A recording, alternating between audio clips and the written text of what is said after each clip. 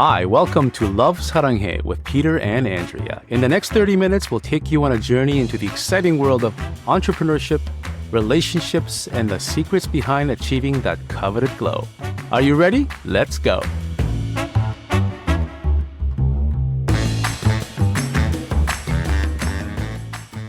Welcome to another episode of Love Seoranghae with Peter and Andrea.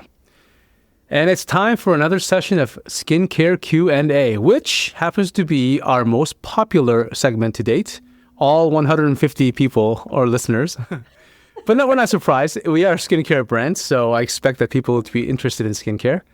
All right, let's just get to our questions then. The first question comes from Caitlin M, and her skin concern is melasma. Combination skin type, mid-mature, 35 to 44. So she writes, Hi, Saranghae. I've been dealing with melasma for some time. Can you help? Thank you, Kate. Pretty simple. Andrea, want to take this? Thank you for writing in. A little bit about melasma. Melasma is a specific type of hyperpigmentation. And it usually shows up as brown, grayish dark patches or spots on your face.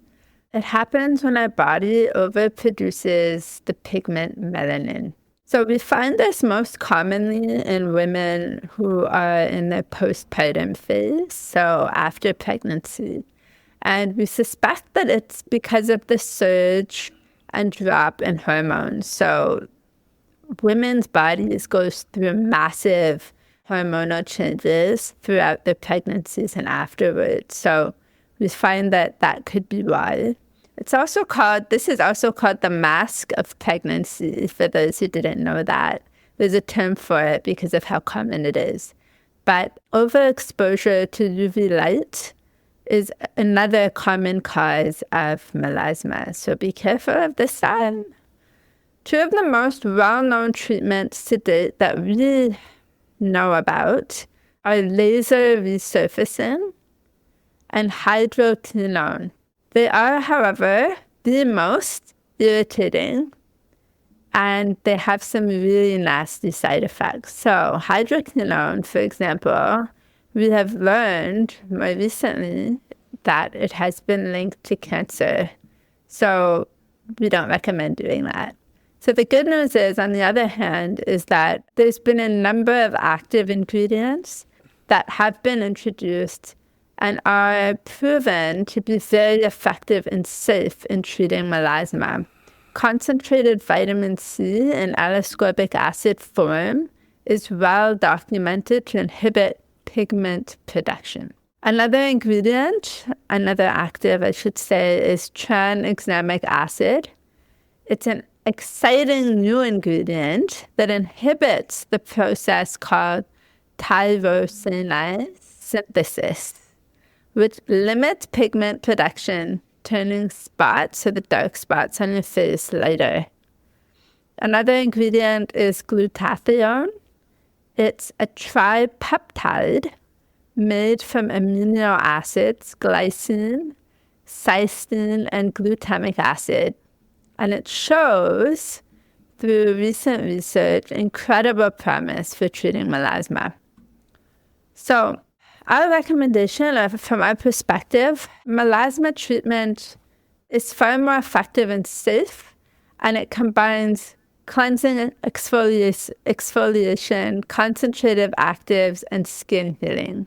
So it's a safer way to approach melasma, and it's also a way to manage it. So the way we look at melasma, it's something that you have or you don't have. It's not something that you can cure, but there are ways to reduce it and to manage it. And this is our recommendation for how to do so. So we have this melasma hyperpigmentation 6-step routine, and this is what it looks like. So step 1 is cleansing and exfoliating. So our nourishing and moisturizing oil and foam cleanser with the exfoliation brush that we will be introducing in the coming couple of weeks. That's step 1. Step 2, AHA, BHA exfoliant, which is a clinical grade liquid exfoliant that will take the top layers of skin off. Step 3, 25% vitamin C plus 1% tranexamic acid. Step 4, 10% niacinamide plus 1% glutathione. Step 5, the bioactive collagen serum. And step 6, the bioactive collagen cream. So this is the nighttime routine, and that's why it's so packed with acids. We believe that the skin heals and regenerates itself at night. And so we do our most comprehensive skincare routine at night. For daytime, it depends on your lifestyle and what you do and in a typical day. But our recommendation would be number 1, cleanser. Number 2, advanced pore minimizing and skin tone corrective serum with 10% niacinamide and 1% glutathione. Number 3, bioactive collagen serum. Number 4, bioactive collagen cream. And number 5, always sunscreen with a minimum of SPF 30. And we always recommend the full mineral sunscreen compared to the chemical sunscreen. So, Caitlin, something important to remember is that this system should show improvements in your melasma if you are consistent with it. It does depend how serious your melasma is, how long you've been dealing with it, which will determine how long it will take to notice significant improvement. We say a minimum of 12 to 16 weeks of consistently sticking with your skincare routine before you will notice major improvements, but it could be longer. We don't know for sure without knowing exactly what type of melasma we're dealing with here. So I hope that was helpful. And if you have more questions specifically about the melasma that you have, definitely reach out to us. Peter, do you want to add anything to that? No, I think that's pretty good. Consistency is key. Melasma is not a disease. It's just simply a condition like allergies that you have to deal with. So you can treat it. It can improve, but there's no, it's not like a disease that you cure.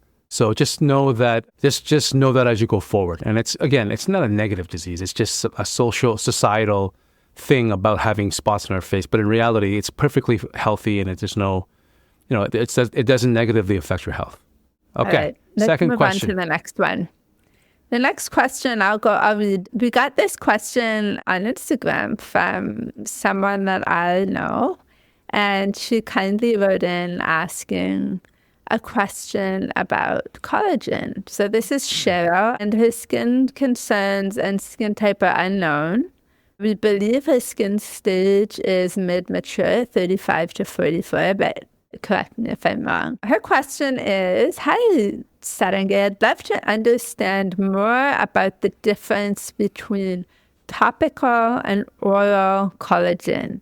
So, for example, the collagen found in a serum or cream, the Aurora Bioactive Collagen Serum and Cream, versus the collagen in the powder supplements.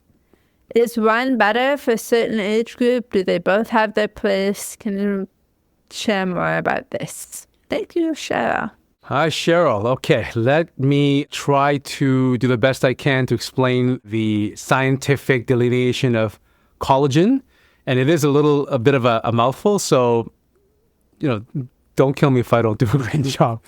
All right. So the question is a common one. We get this quite a bit because there's a lot of mistaken information and outdated information out there regarding both topical and ingestible collagen. In fact, there's been a lot of scientific breakthroughs over the last 10 years with collagen, and that's what I will be talking about today. So collagen is the main and most common structural protein which compromises 30% of all proteins in our body. Our skin that we well know, our biggest organ in our body, is actually type 1 collagen. And when you mix type 1 collagen with elastin, which gives it structure and elasticity, that basically makes up the whole of our skin. Years ago, like as early as the 1950s, I believe, companies started to add whole collagen molecules to their product, both topical and ingestible, with the theory that our bodies would break them down in our stomachs down into its building blocks, protein and amino acids, which then would be absorbed by our stomach and transported to where it's needed most, like skin, nails, hair, joints, etc. Unfortunately, studies found that if you just simply chop up collagen like chicken skin or chicken feet and ingest them, they couldn't be absorbed by our gut because the molecules were just too large. It just bypassed. So this is still true to this day. Whole proteins cannot be absorbed by our body. But new technology has rendered this argument erroneous because hydrolyzed collagen, you'll notice this term quite a bit, hydrolyzed collagen, is a collagen molecule broken down into short-chain amino acids, usually between 2 to 50 chain amino acids, which gives you a low molecular weight. The other name for this is peptides. So this is where peptides were born. And the whole purpose of peptides is to have short-chain amino acids low enough in molecular weight to be able to bypass your skin and your internal organs, to be able to get absorbed by the blood cells, deliver it to where it needs to be most. Okay? So the introduction of collagen peptides around the early 2000s changed the game because now the body does absorb the amino acids from collagen proteins. And in fact, studies found that ingestible collagen did indeed lead to elevated levels of collagen-derived peptides in the bloodstream, and randomized control trials have found that hydrolyzed collagen and supplements did in fact improve skin elasticity and skin structure. This is a study done by Harvard T.H. Chan School of Public Health. And you can find that study in Google if you just simply type it into Google. The other finding was that not all sources of collagen were equal. There are 4 main sources of collagen that we get from our supplementation: fish, chicken, pig, and cow. Marine collagen, or fish collagen, was found to be the most biocompatible and bioavailable with the human body, meaning that we humans absorb the amino acids from fish collagen way more efficiently than other sources of collagen. And that's why we chose ethically derived hydrolyzed fish collagen for our Saranghae pure marine collagen supplement. Right? There's a reason why we've chose marine or fish collagen instead of, let's say, cow collagen, right? It's also the reason why I personally, along with my wife and every member of our family, including our kids, take 1 scoop of marine collagen every single morning. So now that we've talked about ingestible collagen, any questions there, Andrea, that you want to clarify? I do have a question, actually, for you about the difference between plant-based protein and the animal-based protein. Yeah, so the big difference is that plant-based protein is incomplete. Animal-based protein has all the amino acids. There are essentially 21 amino acids you must have, 21 or 23. Animal protein will have all of them. Yeah, animal protein will have all of them. Plant-based protein would be missing some of those amino acids. You have to add it in post. That's the big difference. Yeah, okay. No, I think you got it. All right, so let's talk about topically then, which is even more... That's the ingestible collagen that we were talking about first. Yeah. And how you can ensure that it's actually being effective. Yeah, well, we talked about why it's effective, the history of collagen, why it came to be. And so I talked about both ingestible and topical, but a little more on the ingestible side on the back end there.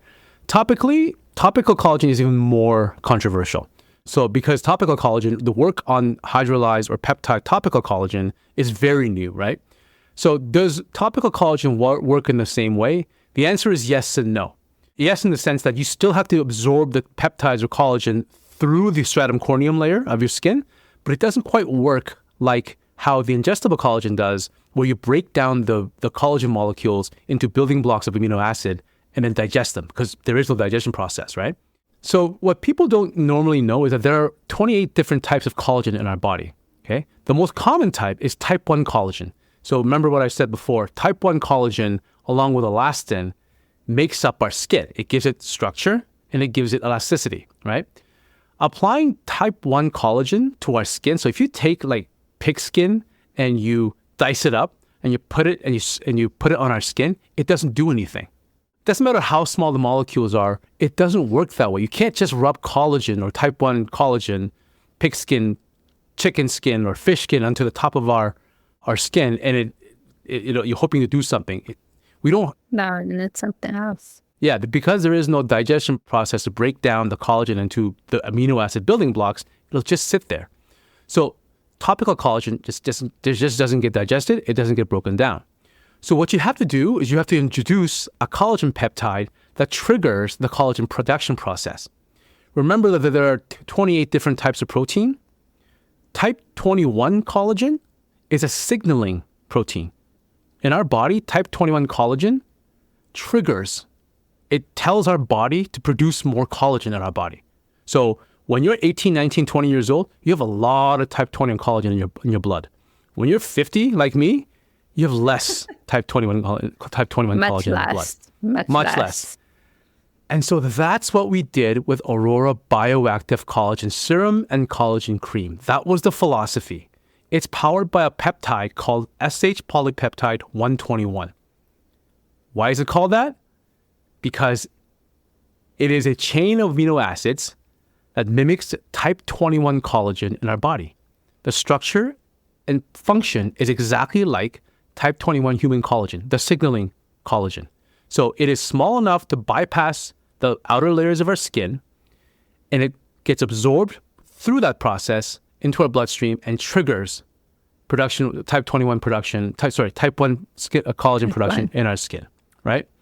So some closing words on this. Theoretically, the older we get, the more benefit we get from the collagen production process. Because if you're young, your collagen production process is already pretty robust. It's older folks like us, or like me, not you, babe. You're not old. Well, me too. I'm 42. I can't say that, though. She can say that. I can't say that. It's the older people like myself that need to boost this collagen process. So theoretically, we get more out of this than somebody who is 20 years old. So in other words, can I just jump in there? If you're 21 and you're buying these products, this may not be the right product for you. You may be wasting your money. So keep that in mind. Yeah, well, it's always good to be hydrating your skin, cleansing your skin, and doing those things. But it is important to be mindful of what is in the products that you are using, because sometimes those ingredients were not meant for your type of skin, for your age, and you're wasting your money. Yeah, well, I always say that, if you're in the premature skin stage, all you really need is hydration, right? You're young, you're producing enough hormones, enough collagen.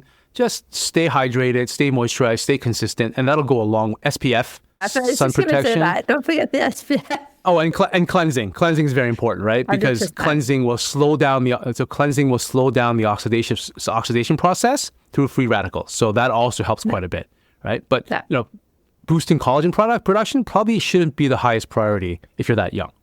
Now, our clinical studies do show that SH polypeptide 121, our key ingredient, beats retinol and collagen and elastin expression. So we have seen that in lab protocols and lab tests. But to date, we haven't been able to separate that through age and gender. So we know that overall, it's better at collagen production than retinol. We just don't know. We haven't done the study to say it works really well for 55, 60, not so well for 35, 44. So, theoretically, what we said is true. We just haven't been able to prove that through a study yet. Or gender. We don't know yet if it works better for women or women. Exactly. Or gender, yeah. Theoretically, I think it should work both for men and women equally, but we haven't been able to prove that. So that's, in a nutshell, what we've learned and what we know about topical collagen today. Any questions? So many. I think we're going to have a lot of questions. This is a lot of information, even for us, and it's taken a long time for us to really understand it.